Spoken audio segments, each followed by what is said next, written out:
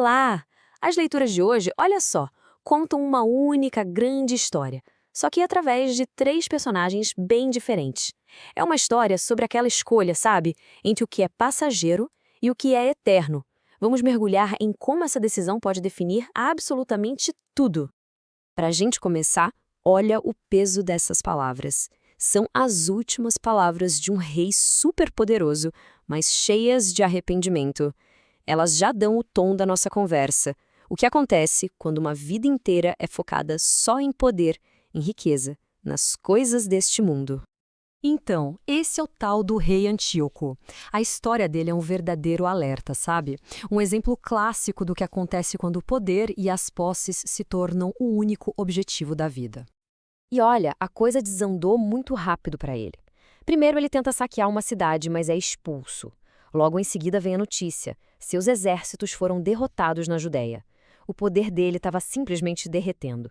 Foi fracasso atrás de fracasso, a ponto dele adoecer de pura tristeza. No fim das contas, todo aquele poder, toda aquela riqueza, não serviram para nada.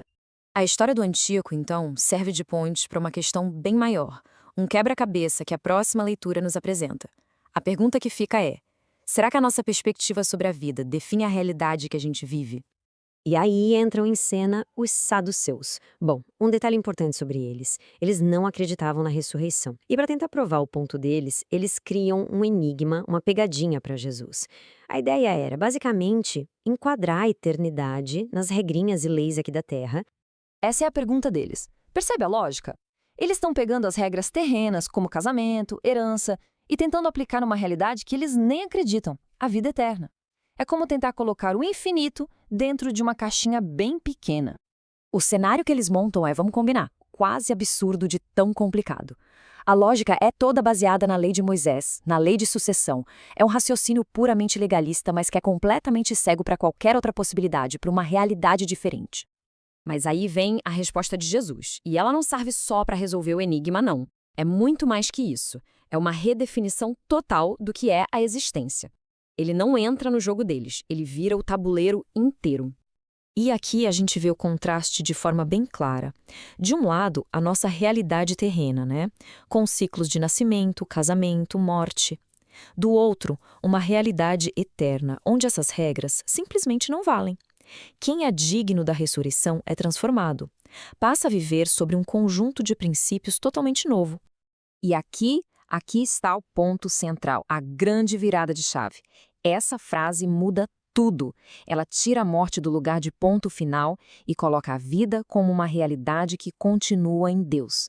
Ou seja, para ele, Abraão, Isaque e Jacó, eles não estão mortos, eles estão vivos. Ok, tudo isso é muito profundo, muito bonito. Mas e na prática? Como é que se vive isso de verdade no dia a dia? Como essa crença se transforma em ação, em uma vida real? É aqui que entra a nossa terceira personagem, Santa Cecília. A vida dela é a personificação desse ensinamento. Ela é o exemplo de alguém cujas escolhas foram totalmente guiadas por essa perspectiva eterna e não pelas coisas da terra. E a história dela é, uau, de uma convicção impressionante. Desde o dia do seu casamento, o foco dela já era outro, já estava no céu. E mesmo diante de tortura, da espada, a fé dela não se abalou nem um pouco.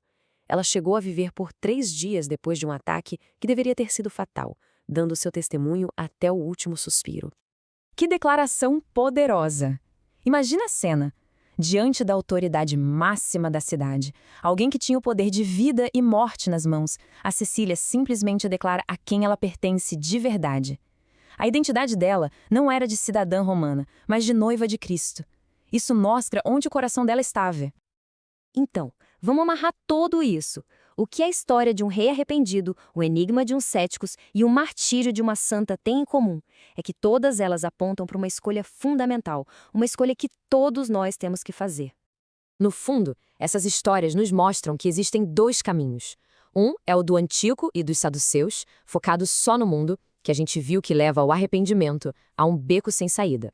E o outro é o caminho da Cecília, que consegue enxergar além do sofrimento, além do agora, em direção a uma promessa muito maior. E assim, a reflexão de hoje termina com uma pergunta que fica pra gente. Essas histórias nos desafiam a olhar para a nossa própria vida, para a nossa perspectiva? Qual lente a gente está usando para enxergar o mundo? A lente do rei e dos saduceus, que só vê o aqui e agora? Ou a lente da Cecília, que vê um propósito maior em tudo? A resposta, no fim das contas, está nas escolhas que a gente faz todos os dias.